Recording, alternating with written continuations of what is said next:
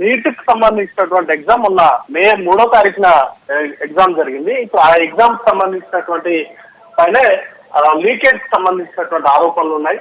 కీలకంగా పేపర్ సంబంధించి సుమారు 100 క్వశ్చన్స్ బయాలజీ కెమిస్ట్రీ సంబంధించినటువంటి సబ్జెక్టు సంబంధించి 100 క్వశ్చన్స్ కూడా ముందస్తుగానే లీక్ అయినట్టుగా సమాచారం ఉంది. వాటికి సంబంధించి బుక్లెట్స్ ద్వారా ముఖ్యంగా రాజస్థాన్ లోని షికార్ జిల్లాలో కోచింగ్ సెంటర్లకు సంబంధించినటువంటి హబ్ గా ఉంది. అది అక్కడ నుంచి ఈ మెటీరియల్ అంతా కూడా సర్క్యులేట్ అయినట్టుగా కీలకంగా 400 క్వశ్చన్స్ వాటికి సంబంధించి గెస్ట్ క్వశ్చన్స్ గా చెప్తా ఉన్నారు. వాటికి సంబంధించినటువంటి మెటీరియల్ అంతా కూడా ఎంబీబీఎస్ కి ఎవరైతే నీట్ ఎగ్జామ్స్ రాస్తున్నారో అక్కడ కోచింగ్ తీసుకుంటున్నారో వారందరికీ కూడా వాట్సాప్ గ్రూపుల్లో ఈ వీటికి సంబంధించినటువంటి డమ్మీ క్వశ్చన్ పేపర్స్ గా వాటిని సర్క్యులేట్ చేశారు. వాటికి సంబంధించిన వాటిలోనే ఇప్పుడు సుమారు 100 పైగా క్వశ్చన్స్ సరిపోయినట్టుగా చెప్తా ఉన్నారు. అయితే ఇది యాదృష్టికంగా జరిగిందా లేకపోతే కావాలని లీకేజ్ చేశారా అనే దానిపైన స్పష్టత అనేది కూడా రావాల్సి ఉంది. ఇప్పటికే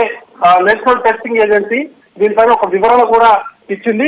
క్వశ్చన్ పేపర్ లీకేజ్ సంబంధించి ఎలాంటి అవకతవకలు జరగలేదు. పూర్తిగా ఎగ్జామ్ ని పారదర్శకంగా పూర్తి భద్రతా ఏర్పాట్ల మధ్య పరీక్ష అనేది కూడా నిర్వహించినట్టుగా నేషనల్ టెస్టింగ్ ఏజెన్సీ వారు ఒక సుదీర్ఘ వివరణ అయితే ఇచ్చారు. అయితే దీనికి సంబంధించి ప్రస్తుతానికి అయితే దర్యాప్తు చేస్తా ఉన్నారు. రాజస్థాన్ తో పాటు ఉత్తరాఖండ్ లో కూడా వీటికి సంబంధించినటువంటి సోదాలు అనేది కూడా ఇప్పటికే రాజస్థాన్ సంబంధించినటువంటి స్పెషల్ టీమ్ అనేది కూడా వీటికి సంబంధించినటువంటి విచారణను జరుపుతా ఉంది.